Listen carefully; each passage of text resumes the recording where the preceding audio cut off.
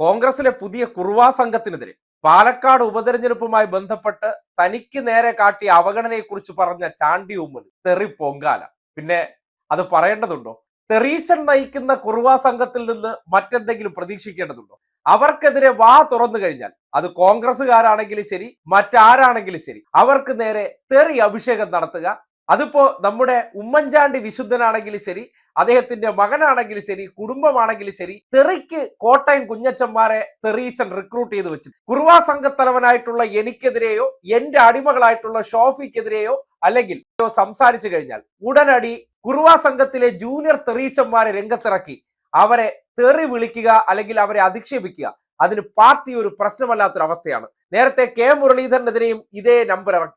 നേരത്തെ കെ മുരളീധരനെതിരെയും പല മുതിർന്ന നേതാക്കന്മാരെയും തെറീശൻ തന്റെ കുറുവാ സംഘത്തിലെ ഈ ചാവേറുകളെ ഉപയോഗപ്പെടുത്തി തെറി അഭിഷേകം തന്നെ നടത്തിയിരുന്നു.